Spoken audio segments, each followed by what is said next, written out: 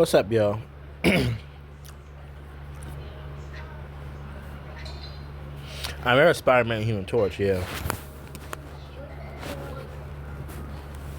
Here are 3 superheroes who have a superhero best friend. 1. Spider-Man and Human Torch, Peter Parker, Spider-Man, and Johnny Storm, Human Torch, have a long-standing friendship in the Marvel Universe, often depicted as close friends who hang out and support each other, despite their differing personalities.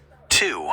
Luke Cage and Iron Fist. These 2 Marvel heroes, Luke Cage, Power Man, and Danny Rand, Iron Fist, are famously best friends. Their partnership in the Heroes for Hire comic series cemented their bond, and they are often seen as one of Marvel's most iconic duos. 3. Booster Gold and Blue Beetle in the DC Universe. Booster Gold, Michael John Carter, and Blue Beetle, Ted Kord, are known for their hilarious and often chaotic friendship. They've been a comedic duo and close confidants throughout their time in the Justice League International.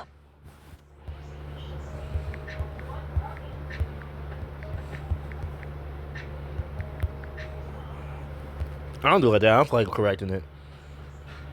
Say hello to Sarah Lee Halfloaves. No problem. Here are 2 more superhero best friend duos. 1. Batman and Superman. While their relationship can be complex and sometimes strained, Batman and Superman are fundamentally best friends and close allies in the DC Universe.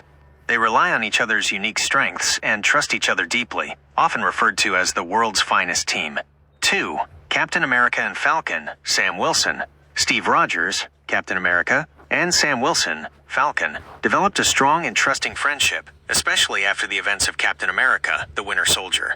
Their bond grew, leading to Sam eventually taking up the mantle of Captain America himself.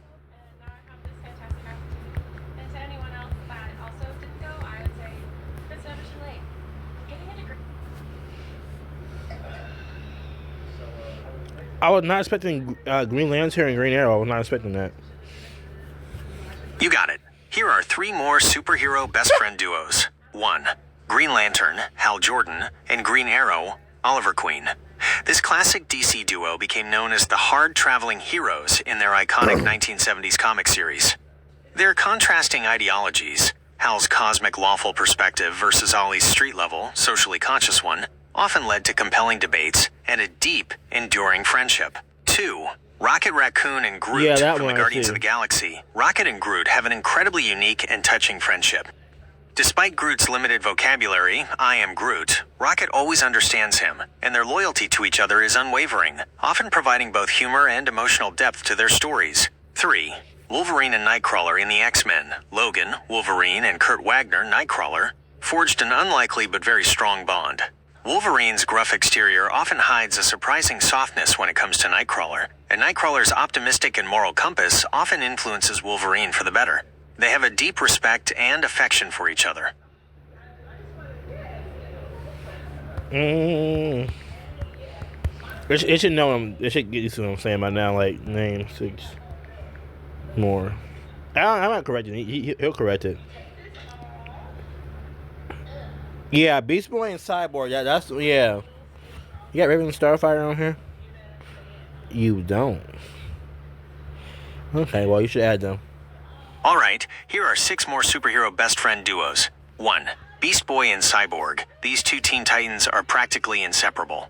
Their playful banter, shared love for video games, and unwavering loyalty to each other make them one of the most iconic friendships in DC Comics. 2. Hawkeye, Clint Barton, and Black Widow, Natasha Romanoff. Their friendship is rooted in their shared past as S.H.I.E.L.D. agents and their deep understanding of each other's complex histories. They've always had each other's backs, even when facing impossible odds. 3. Kitty Pryde and Illyana Rasputin, Magic. As members of the X-Men, Kitty and Illyana have a strong sister-like bond. They've been through a lot together, from interdimensional adventures to personal struggles, always supporting one another. 4. Daredevil and Foggy Nelson. While Foggy isn't a superhero in the traditional sense, he's Matt Murdock's Daredevil best friend, law partner, and biggest supporter.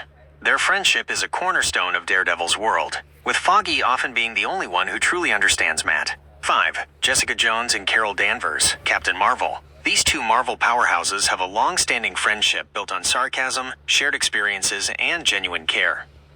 Jessica Jones. I figured this out. They often lean on each other for advice and support, navigating their complex lives as heroes. 6. Static Shock and Richie Foley, Gear.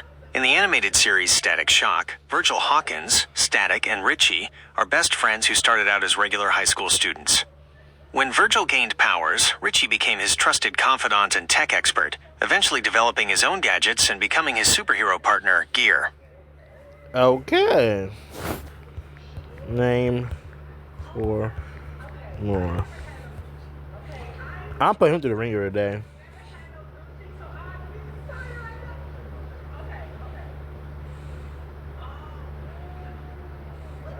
Him and Drax are best friends? Okay, I just picked that one.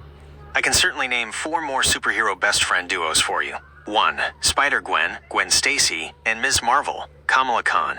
In the recent Marvel comics, these 2 relatively newer heroes have formed a strong, supportive friendship. They represent a new generation of heroes and often team up, showcasing a great camaraderie. 2. Nightwing, Dick Grayson, and Wally West, The Flash.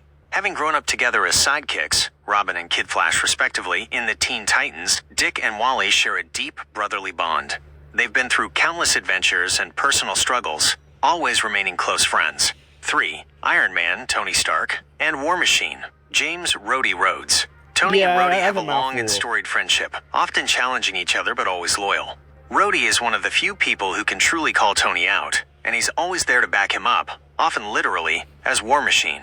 4. Star-Lord, Peter Quill, and Drax the Destroyer. While the entire Guardians of the Galaxy team is a found family, the bond between Peter and Drax often stands out.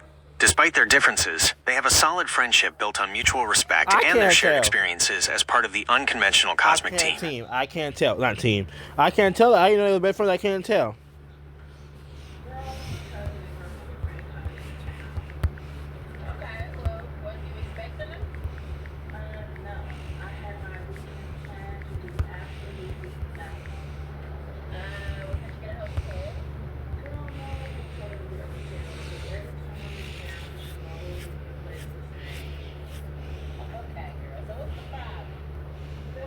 One controversial thing Wendy Williams said was when she made comments about men wearing skirts and heels, stating, "Gay men, you'll never be the women that we are, no matter how gay." This sparked backlash and led to her apologizing for offending the LGBTQ+ community. I can understand that. You offended the whole company. Now you gotta you face some negative attention online. Now you gotta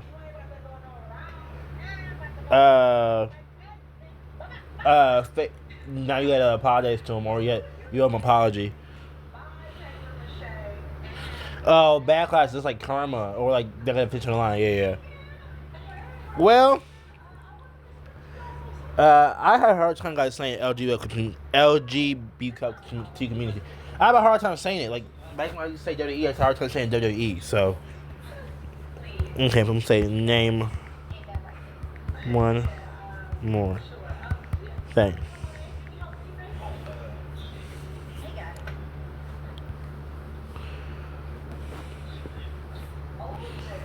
Another notable controversial moment was when Wendy Williams made an insensitive joke about the death of Amy Harwick, Drew Carey's former fiancée. After it was reported that Harwick had been found beneath a third-floor balcony, Williams exclaimed the "Come on down" catchphrase from The Price is Right, the game show hosted by Drew Carey, while mimicking a fall. This was widely criticized as being disrespectful and callous, especially given the tragic circumstances of Harwick's death.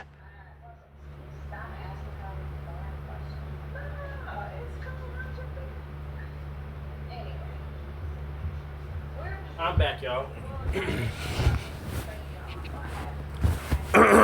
Excuse me. Wendy, why would you do that? Wendy! Excuse me.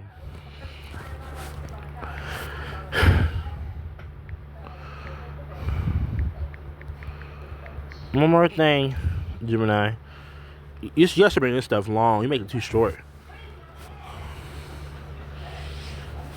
Another highly criticized moment was when Wendy Williams mocked the speech impediment of actor Joaquin Phoenix on her show in January 2020. What? While discussing his cleft lip, she demonstrated a pulling motion on her lip to imitate him, which many viewers found to be cruel and insensitive, especially considering that Phoenix has a microform cleft, not a full cleft lip.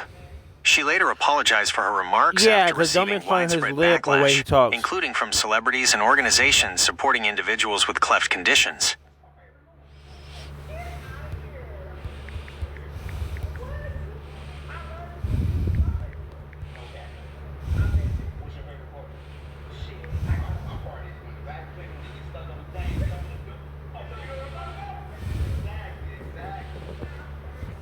Give me a whole breakdown. Gemini, come on, bro. A whole breakdown. Oh my god. You know what? Y'all can learn. A cleft refers to an opening or split in a body structure that normally would be closed. In the context of birth defects, the most common types are cleft lip and cleft palate. Here's a breakdown. Cleft lip. This is an opening or split in the upper lip that occurs when the tissues making up the lip don't fully join together during early fetal development in the womb. The opening can be small, a notch, or extend all the way up into the nose. It can occur on one side, unilateral, or both sides, bilateral of the lip, or rarely in the middle. Cleft palate. This is an opening or split in the roof of the mouth, the palate. It happens when the tissues that make up the roof of the mouth don't join completely during pregnancy. A cleft palate can affect only the soft palate, the back part, or extend through the hard palate, the front bony part, and even into the gums and lip. What causes them? The exact causes are often unknown, but it's generally believed to be a combination of genetic, inherited, and environmental factors. Some factors that may increase the risk include family history of clefts, smoking or drinking alcohol during pregnancy, certain medications taken during pregnancy, having diabetes before pregnancy, certain vitamin deficiencies during early pregnancy, impact in treatment. Cleft lip and cleft palate can cause various issues, including feeding difficulties. Especially with a cleft palate, babies may have trouble sucking and feeding because there's an opening between their mouth and nose. Speech problems. The opening can affect how sounds are formed, leading to speech difficulties. Ear infections and hearing problems.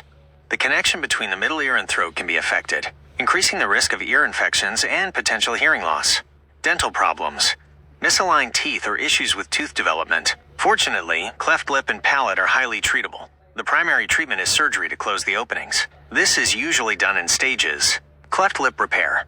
Typically performed when the baby is a few months old, around 3 to 6 months. Cleft palate repair. Usually done when the baby is a bit older, around 6 to 12 months, often before they start developing speech patterns. Children with clefts often receive care from a specialized team that may include plastic surgeons, speech therapists, dentists, orthodontists, and audiologists to address all their needs as they grow. Okay.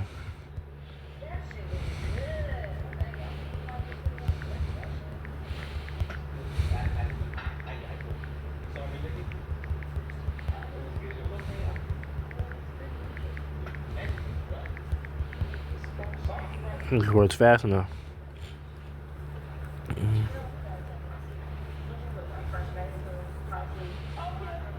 Another widely criticized moment was when Wendy Williams insinuated that Beyoncé had a 5th grade education in a 2012 segment on her show.